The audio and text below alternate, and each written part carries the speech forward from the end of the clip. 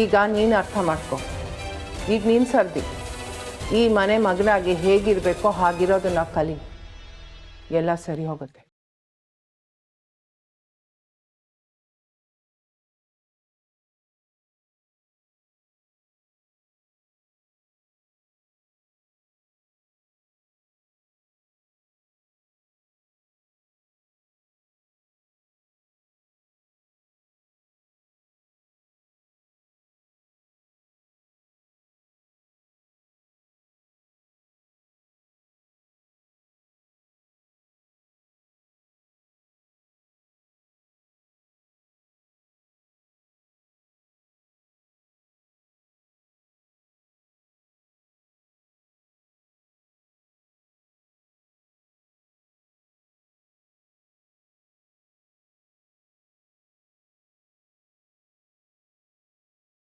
Hello ಅಮ್ಮ,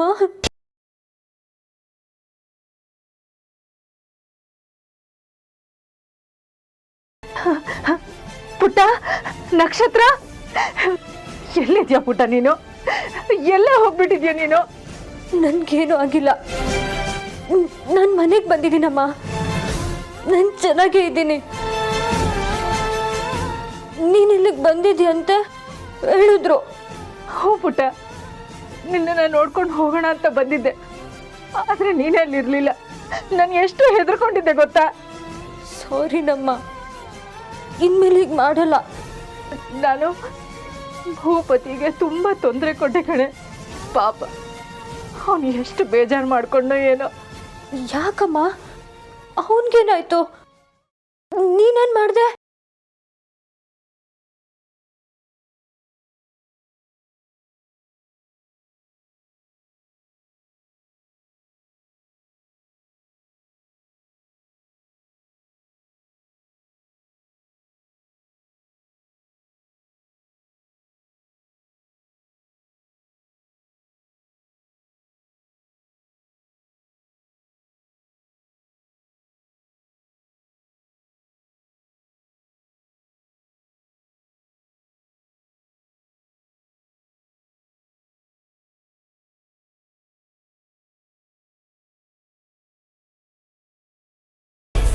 ಯಾಕಮ್ಮ ಯಾಕಮ್ಮ ಹಾಗೆ ಮಾಡಕ್ಕೋದೆ?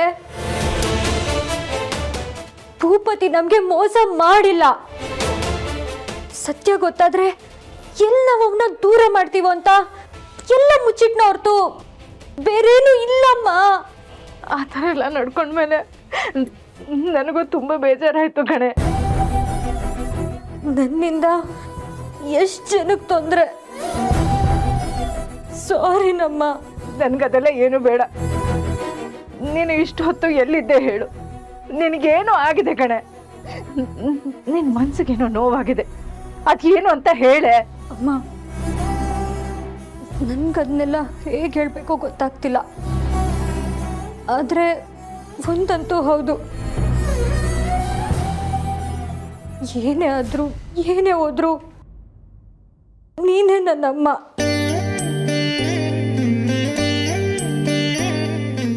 ನಾನು ನಿನ್ನ ರಕ್ತ ಹಂಚ್ಕೊಂಡು ಹುಟ್ಟೆ ಹೋದ್ರು ನಿನ್ನ ಎದೆ ಹಾಲು ಕುಡ್ದು ಬೆಳೆದಿದ್ದೀನಿ.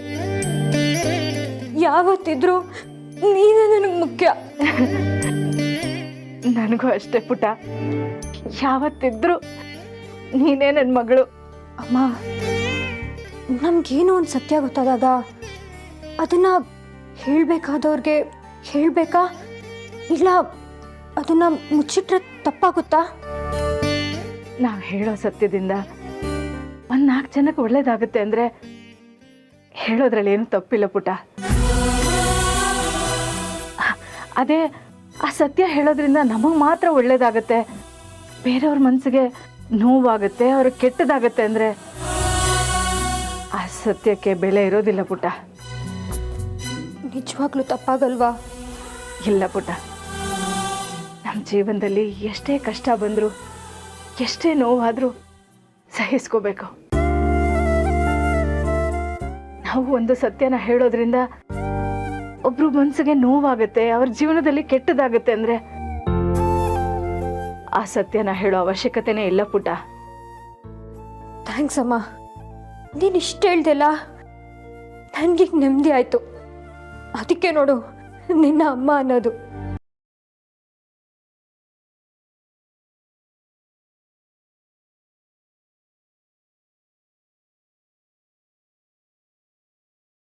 ನಿನ್ನೆ ರಾತ್ರಿನೇ ಮುಗಿಸ್ತೀನಿ ಅಂದಿದ್ದಕ್ಕೆ ನಾ ಹ್ಞೂ ಅಂದೆ. ಈಗ ನೋಡಿದ್ರೆ ಇನ್ನೂ ಕೆಲಸ ಮುಗಿಸಿಲ್ವಾ? ಗೆಸ್ಟ್ ಎಲ್ಲ ಬಂದ್ಮೇಲೂ ನೀವು ಹೀಗೆ ಮಾಡ್ತಾ ಇದ್ರೆ ಅವ್ರು ಏನು ಅನ್ಕೊಂತಾರೆ? ಇಲ್ಲ ಸರ್, ಒಂದು ಗಂಟೆ ಎಲ್ಲ ಮುಗ್ದಾಯ್ತು, ಎಲ್ಲ ಕ್ಲೀನ್ ಮಾಡ್ಕೊಂಡು ಹೋಗ್ತೀವಿ ಸರ್. ಬೇಗ ಮಾಡಿ ಪ್ಲೀಸ್. ಹಾಂ ಸರ್.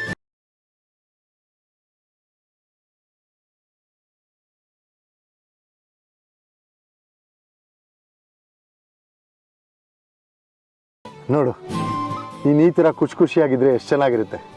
ಅದು ಬಿಟ್ಟು ಸಪ್ಪೆ ಮುಖ ಹಾಕ್ಕೊಂಡು ಅಳ್ತಾ ಇದ್ರೆ ಇಲ್ಲ, ಇನ್ಮೇಲೆ ಆಗಿರಲ್ಲ. ಹೇಳಿದ್ನಲ್ಲ, ತಲೆಯಲ್ಲಿ ಏನೇನೋ ಕೊರಿತಿತ್ತು, ಅದಕ್ಕೆ ಆಗಾಡ್ತಿದ್ದೆ. ಇವಾಗೆಲ್ಲ ಕ್ಲಿಯರ್ ಆಗಿದೆ. ಇವತ್ತು ಹ್ಯಾಪಿ ಹ್ಯಾಪಿ. ನೋಡು, ಗಂಡಿನ ಕಡೆಯವ್ರು ಬಂದಾಗಲೂ ನೀನು ಇದೇ ಥರ ಮುಂದೆ ನಿಂತು ಅವ್ರನ್ನ ವೆಲ್ಕಮ್ ಮಾಡಬೇಕು. ನಾನು ಆರ್ತಿ ಬ್ಯುಸಿಯಾಗಿರ್ತೀವಿ. ತಲೆನೇ ಕೆಡ್ಸ್ಕೊಬೇಡಿ, ಎಲ್ಲ ನಾನು ನೋಡ್ಕೋತೀನಿ. ನಮ್ಮ ಅಡ್ಗೆಯವ್ರು ಬಂದ್ರು. ಸ್ವಚ್ಛ ರಾಜಣ್ಣ, ನೀವು ಒಳಗಡೆ ಇರಿ, ನಾನು ಇದು ಮುಗಿಸ್ಬಿಟ್ಟು ಬರ್ತೀನಿ. ಆಯ್ತು ಬೇಟೆ. ಹರಾಜು.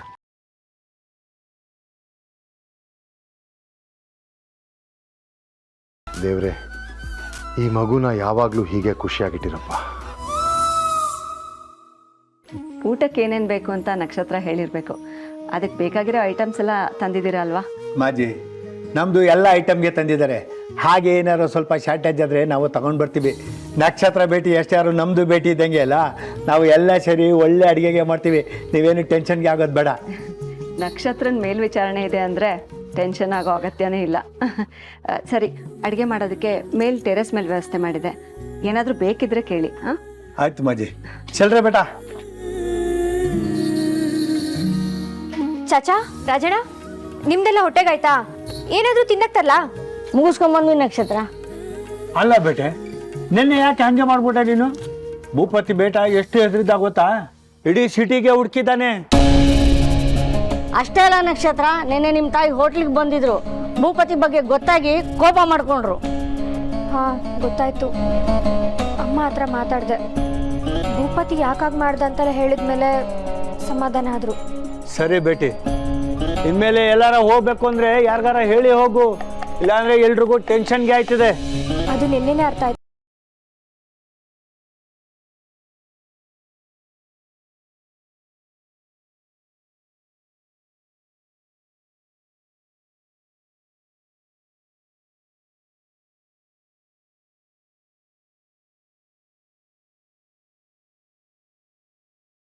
ಸಲ ಅವನ ಹತ್ರ ಎಲ್ಲ ಹಂಚ್ಕೊಂಡು ಮನ್ಸಗ್ರ ಮಾಡ್ಕೋಬೇಕು ಅನಿಸ್ತಿದೆ. ಆಯ್ತು ಬೇಟೆ, ಇವತ್ತು ಫಂಕ್ಷನ್ದು ಮುಗಿದ್ಮೇಲೆ ಅವನದು ಹತ್ರ ಕೂತ್ಕೊಂಡು ಎಲ್ಲ ಮಾತಾಡು. ಯಾವುದನ್ನು ಜಾಸ್ತಿ ದಿನ ಮನ್ಸು ಒಳಗಡೆ ಇಟ್ಕೋಬಾರ್ದು, ಅರ್ಥ ಆಯ್ತು?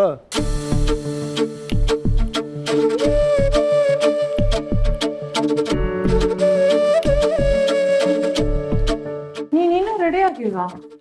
ಎಂಗೇಜ್ಮೆಂಟ್ ಸಂಜೆ ಎಲ್ಲ ಇರೋದು ಇವಾಗ? ಗೊತ್ತಮ್ಮ, ಎಷ್ಟೊತ್ತು ಬೇಕು? 10 ನಿಮಿಷ ಸಾಕು ನಾನು ರೆಡಿ ಆಗೋಕ್ಕೆ.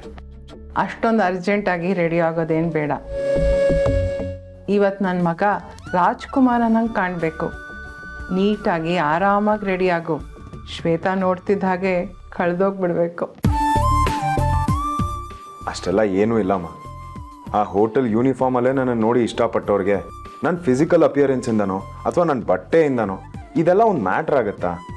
ಖಂಡಿತ ಮ್ಯಾಟರ್ ಆಗತ್ತೆ. ನನ್ನ ಹುಡುಗ ಇಷ್ಟು ಚೆನ್ನಾಗಿದ್ದಾನಲ್ಲ ಅಂತ ಇನ್ನೂ ಜಾಸ್ತಿ ಇಷ್ಟಪಡ್ತಾರೆ. ಹೋಗು, ಬೇಗ ಹೋಗಿ ಸ್ನಾನ ಮುಗಿಸಿ ರೆಡಿಯಾಗಿ ಕೆಳಗೆ ಬಾ.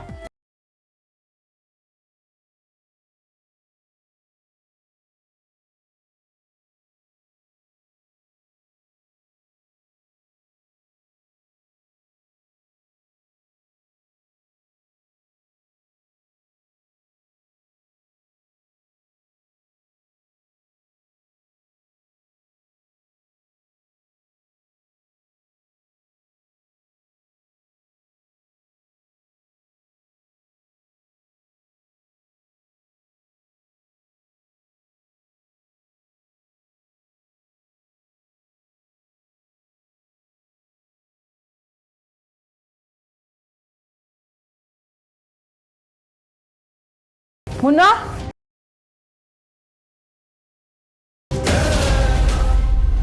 ಇವಾಗಷ್ಟೇ ರಿಂಗ್ ಆಯಿತು.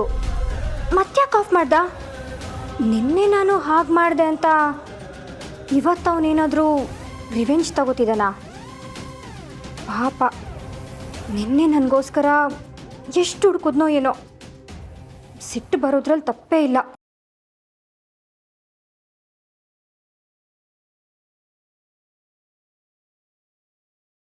ನಕ್ಷತ್ರ ಬೇಟಿ, ಯಾಕೆ ಹಿಂಗೆ ಸಪ್ಪಗಿದೆಯಾ? ಭೂಪತಿಗೆ ಫೋನ್ ಮಾಡ್ತಿದ್ದೆ, ಸ್ವಿಚ್ ಆಫ್ ಬರ್ತಿದೆ. ನನ್ನ ಮೇಲೆ ಮುನ್ಸ್ಕೊಂಡಿದ್ದಾನೇನೋ ಅಂತ ಬೇಜಾರು. ಹಂಗೆಲ್ಲ ಏನೂ ಆಗಕ್ಕಿಲ್ಲ ಬೇಟೆ. ನಿನ್ನ ಕೆಲಸ ನೀನು ನೋಡ್ಕೋಬೋಗು, ಆಮೇಲೆ ಅವನೇ ಮಾತಾಡ್ತಾನೆ.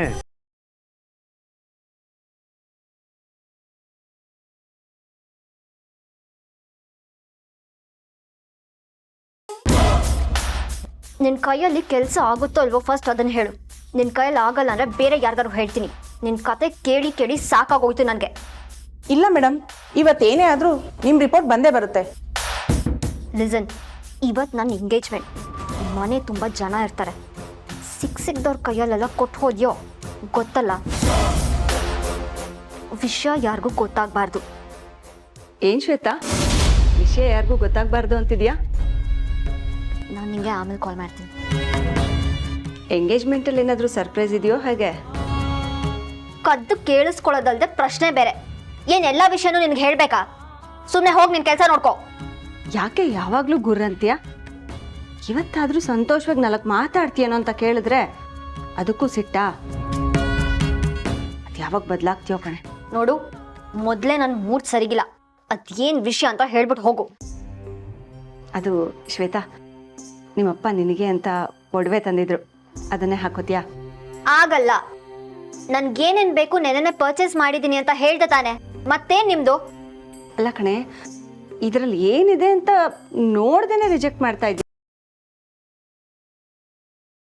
ನಿಮ್ಮ ಟೇಸ್ಟ್ ಏನು ಅಂತ ಗೊತ್ತಿದ ಮೇಲೂ ಬಾಕ್ಸ್ ಓಪನ್ ಮಾಡಿ ನೋಡ್ಬೇಕಾ? ಈ ಹಳೆ ಕಾಲದನ್ನೆಲ್ಲ ನಾನು ಹಾಕಲ್ಲ. ಬೇಕಾದ್ರೆ ನೀನೇ ಹಾಕೋ, ಹೋಗು.